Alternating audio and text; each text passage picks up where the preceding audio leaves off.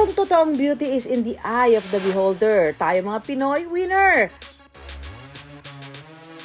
Pagdating kasi sa usaping beauty, di tayo nagpapahuli. Sa dami ng beauty hacks na nauuso, anumang look achieved. Pero may mga ka-wonder tayong ang beauty regimen hindi umaasa sa beauty products, kundi all natural o mga likas na pampaganda. Ngayong gabi, back to basics muna tayo. Mga halaman, gulay at prutas na ang pakinabang ay di lang sa hardin at kusina. Bad hair day! Ang dulas at lagkit ng katas o laway ng okra, sikreto raw sa malambot at malagong buhok. Ang haba ng hair. Ano napipil mo? Ano para? Dulas, di ba? Yan tinatawag na sumanlatik di buhok. Buhok na walang buhay at walang kulay, bulaklak daw ng kabantige is the key to add color and life sa crowning glory ng kababaihan. At ang dahon ng oregano na dati pang tapal-tapal o katas-katas lang, ginagawa ng sabon para sa sensitive skin. At tsuete as makeup, pwede nga ba? Chicken oil. Huwag nang paiwan, mga natural na pampaganda ni Juan, ibida na.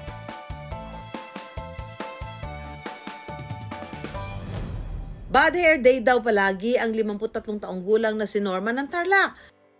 Paano ba naman kasi ang buhok niya? Tila gusto nang mag-goodbye, naglalagas. Kasi napapansin ko na malago talaga ang hair ko nung bata ako. So napapansin ko siya, naglalagas, saka madaming hair falls. Ang suspecha ni Norma, ang primerong dahilan ng paglalagas ng kanyang buhok, stress. Hanggang gabi raw kasi ang kanyang trabaho sa tinapahan. Kaya ang kombo ng pagod at usok, ramdam hanggang anit at buhok. Kaya dagdag gastos pa si Norma sa pagsubok ng iba't ibang hair treatment. Mula sa coconut oil, aloe vera, sinubukan niya. Noon po kasi, aloe vera ang ginagamit ko. Nagkaroon ako ng allergy, skin allergy sa batok, ganyan. Kasi pag tumutulo yun, makati po. Lahat daw na sinubukan solusyon ni Norma sa paglalagas ng kanyang buhok, fail!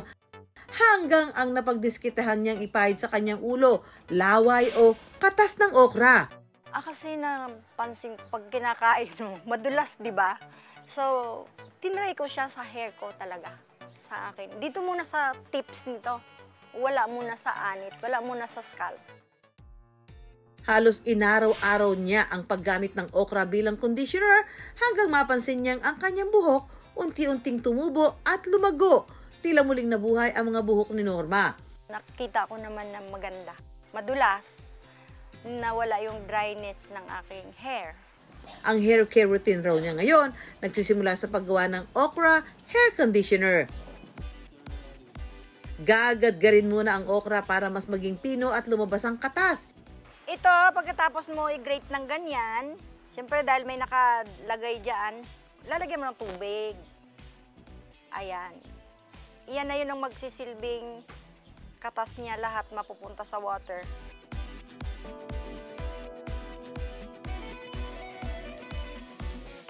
Ayan, i-rub nyo lang ng gusto yung okra sa hair ninyo hanggang scalp. Ibababad lang sa buhok mula 15 minuto hanggang 1 oras. Kain ka muna ng okra. Pagkatapos, pwede na itong banlawan.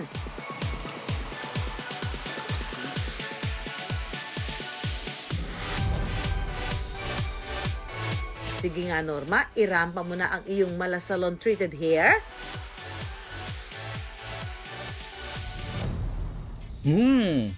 Parang gusto kong subukan yan, Ate Norma. Ipitas mo nga ako ng okra dyan. Ito na ang mga okra, Empoy. Grabe naman itong pinadala mo, Ate Norma. Sigurado ka bang sa buhok gagamitin to? Baka naman sa mga ulam to eh. Laban din daw na 33 anyos na si Regeline sa okra conditioner test, marami na rin daw siyang ginamit na hair treatment pero walang epekto. Wow! Daming okra niyan, Mama. Meron kasi ako napanood sa social media na ang okra daw is maganda sa buhok kasi naglalagas na at dry na yung buhok ko. Sakto-sakto kasi may dala-dala akong okra conditioner. Gusto mo, lagyan kita sa buhok? Ayoko sir, baka mamaya lalong manlagas yung buhok ko. Hindi man lalagas. Tingnan mo, Oo, okrang-okra yan. Game na, madam. Okay. Tsan-tsararan. Kumpleto ako eh. Meron pa akong trapal eh. Oh. And tricycle. Oh. Tapos, eto na ang special okra latik. Okay.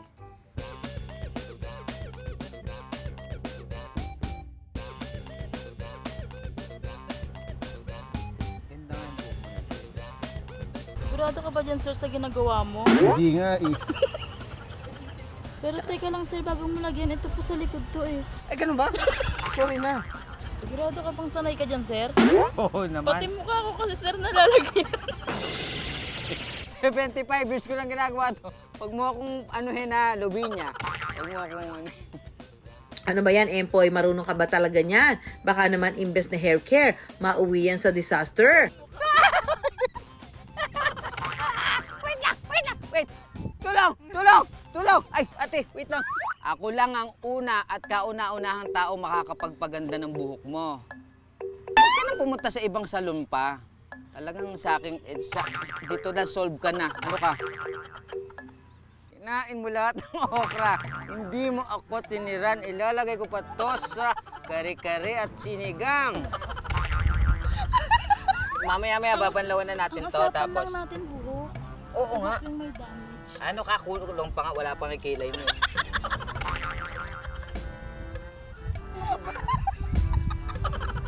Dali lang. Dapat pantay. Pag uwi mo sa bahay mo, makikita ng husband mo, hindi pantay yung pagkakaano sa'yo, eh, baka mapagalitan pa yung Okra Hair Salon. Pagkatapos i-marinate este ibabad ang buhok sa katas ng okra, banlawan time na. Presenting the first and only model of Okra Hair Salon, Regeline.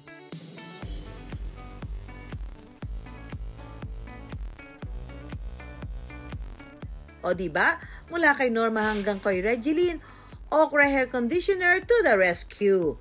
Oo, yung shiny siya, nawala yung hair falls. Yun po talagang pinakamaganda. Pag nagsuklay ka, wala na yung madami. Mga 5, 6, bibilang mo na lang. Meron din ang okra, meron ding antioxidant features that you can use. So, in general, safe siya. Actually, sa ibang bansa, ginagamit talaga yun, no? Ang ginagawa, binoboil yung okra, and then yung mga ma-extract doon, yun yung ginagamit para i-apply sa hair. Meron siya lang mucilage or parang gel. So, yung mga mucilage na yun or sticky materials na yun, yun yung pwedeng mag-add ng silk or luster or pampakintab ng hair. Ang hair care routine di kailangan mahal. Search and discover. Baka sa kusina lang may okay palang pang-remedyo.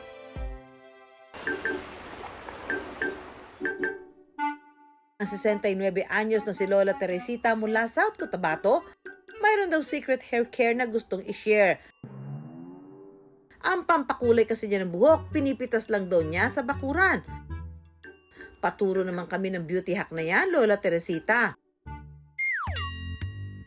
Masakit na raw ang bangs ni Lola Teresita sa kaiisip kung paano susolusyonan ang kanyang hair problem. Sa edad ko ngayon, ang naranasan ko, unti-unting nanlalagas, nagninipis.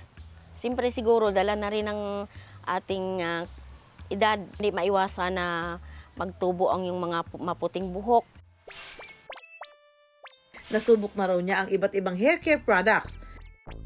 Pero lahat wa-epek sa paulit-ulit na pagtubo ng mga puti niyang buhok. Nangangati ang aking anit. Saka natakot ako magkaroon ako ng allergy. Kaya nang mabalitaan niya na may isang bulaklak na pwedeng gamitin pang kulay ng buhok, si Lola Teresita na intriga. To the rescue sa hair problem ni Lola Teresita, ang Rose Balsam o mas kilala sa tawag na kamantige. Nakaraniwan tumutubo sa tropical na klima gaya ng sa Pilipinas.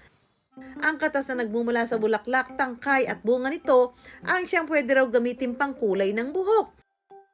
Hindi siya makati sa anit, hindi siya mainit, no? Tapos malamig pa, malamig sa ulo.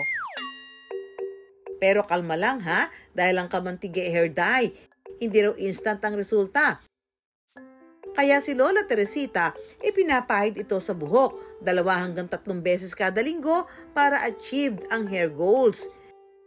Simula ro nang gumamit siya ng kamantige, deadman na si Lola Teresita sa kanyang puting buhok. Ang hairdo niya kasi ngayon, glowing golden brown.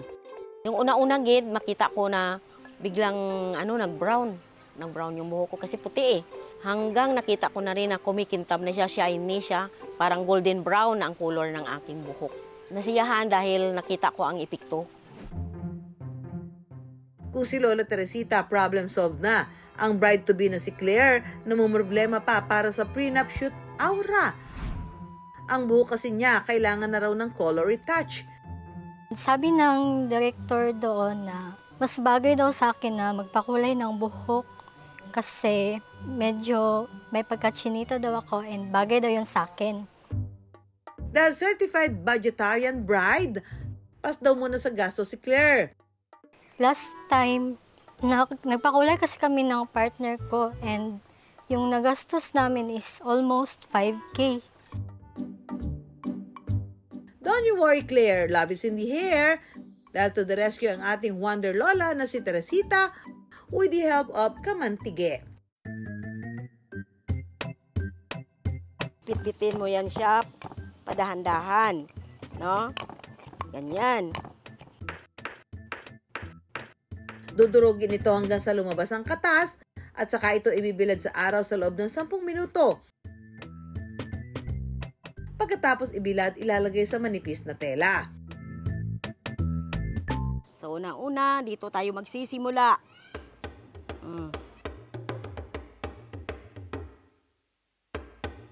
Nakaramdam ako ng lamig. Malamig. So, ganyan siya kasi herbal eh. No? Karamdam ka na ng lamig kasi herbal siya. Hindi siya makate. Nagpapasalamat ako kay nanay dahil may nalaman akong other ways na nakalis para makulayin yung buhok nyo. And hindi naman siya makate. Maganda siya sa pakiramdam. Pero ang tanong, ligtas nga ba itong gamitin sa buhok? In other countries, ginagamit din talaga siya for multiple use. Like for example, antiseptic, parang mga as antibiotics. Ginagamit din siya sa pangpaputi. But in the Philippines, locally known in the provinces for hair color. So, para siyang alternative for mga henna, yung medyo nakaka-dark. So, pwede siyang gamitin as hair colorant talaga. Bye-bye na sa puting buhok para sa golden brown na crowning glory. Haba ng hair with Sa makabagong mundong halos umasa na lang sa internet ang mga kabataan. Ibahin nyo ang 20 anyos na si Althea. Isang estudyanteng certified glowing, hindi lang sa pag-aaral kundi pati sa kagandahan. At ang sekreto niya, hindi beauty regimen na uso at trending sa social media, kundi isang dahon na ang bisa at galing, subok na ng panahon. Ang dahon ng oregano. But wait! Hinay-hinay lang. Bago kasi maging beauty secret weapon ang oregano, kailangan muna itong gawing sabon.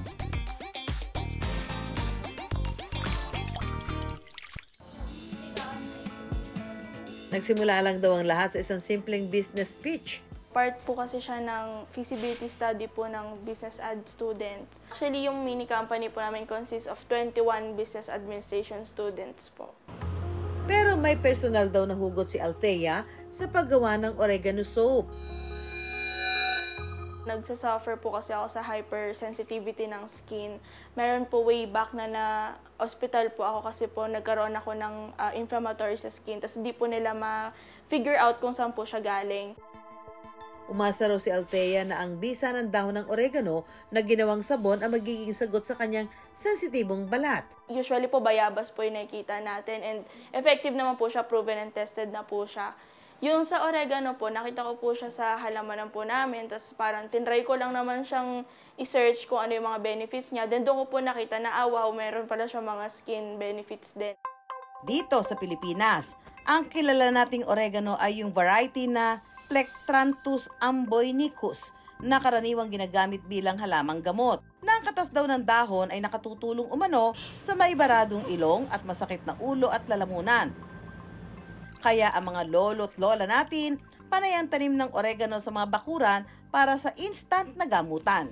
Ginagamit siya usually for cough. Bakit? Kasi meron siyang antibiotic na component. Ibig sabihin, may antibacterial side siya. Sa paggawa ng oregano soap, gumagamit si Althea ng sariwang dahon ng oregano. Lilinisin mabuti para mawala ang mga duming nakakapit dito. After po mahugasan ng oregano, ilatag po natin sila sa isa pong sheet pan. Ilagay po natin siya isa-isa na may spacing po between. Papatuyuin sa oven ang mga dahon ng oregano sa loob ng 15 to 30 minutes sa init na 80 degrees. After po natin matry sa oven yung oregano, ilagay lang po natin siya sa mortar and pestle para po dikdikin. Para po maging crushed oregano siya.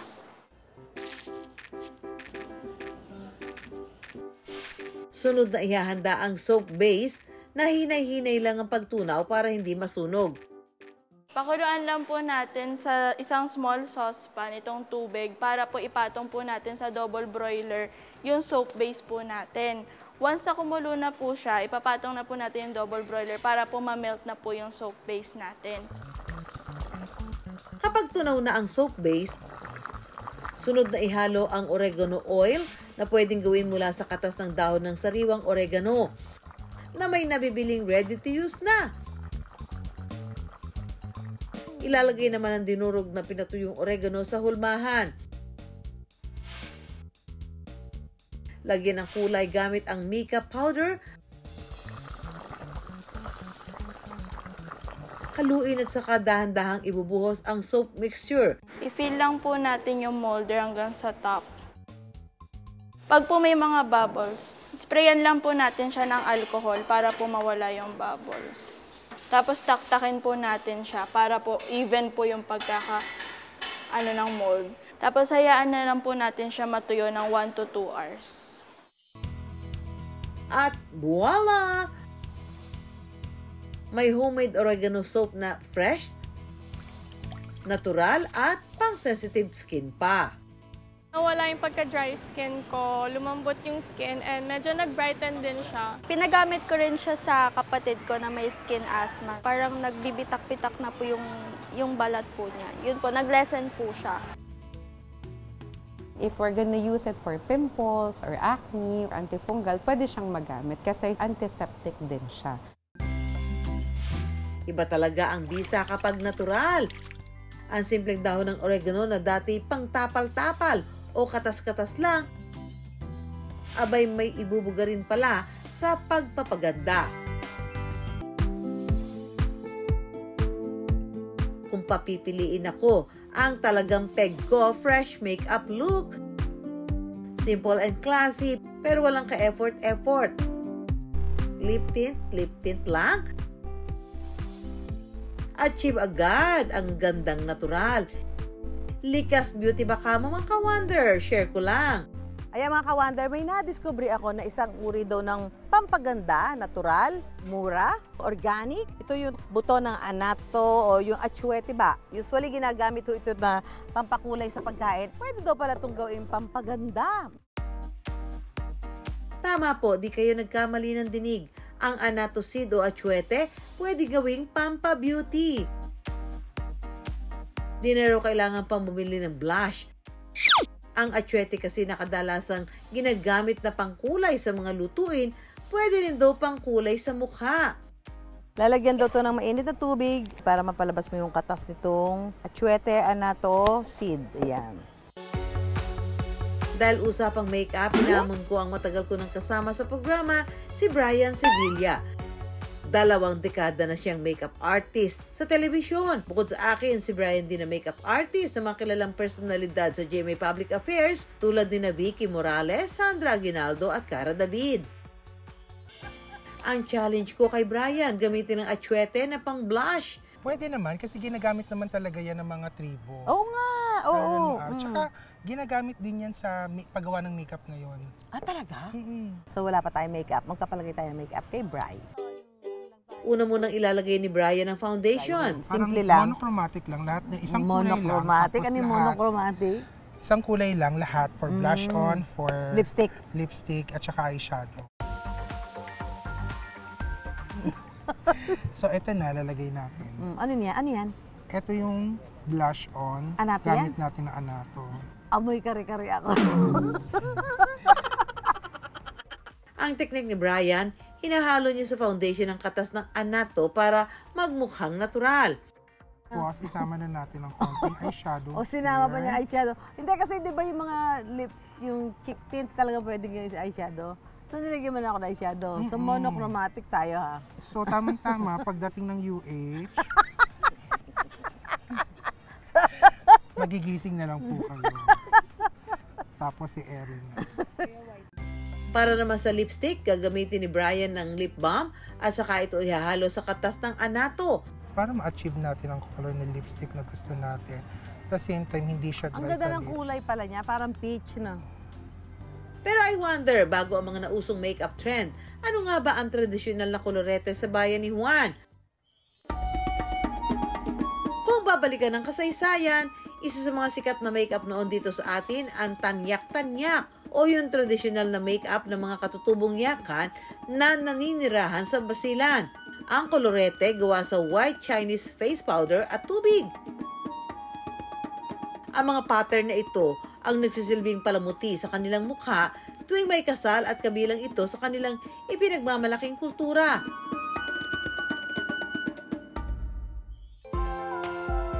Pagkatapos ilagay ang lipstick at setting spray, ang ganda oh. Mga ka-wonder, ito na ang Anato makeup look. Natural lang siya, di ba? Mas maganda naman yung light makeup lang. Lalo na kung pang everyday lang na lakad mo, pang everyday lang na gamit ng makeup, okay na to kasi ano naman siya, natural. Ginagamit siya minimally sa mga cosmetic products like sa blush on, sa lipstick. So it's safe. However, hindi lang siya masyadong ginagamit. Pero the plant itself, it has the natural food colorant or color na pwedeng gamitin for mga cosmetic na gamit. Ang pagpapaganda, hindi kailangan maging masakit sa bulsa dahil may mga all-natural beauty hack na nasa paligid lang, available for all seasons. Mula okra na nakatutulong umano sa pagpapalago ng nalalagas na buhok at bulaklak ng kamantige na nagbabalik daw ng glow at kulay ng pumuputing crowning glory, hanggang sa dahon ng oregano na ginagawang sabon at mainam daw sa sensitibong balat at ang makulay na atsuete na pwedeng gawing makeup.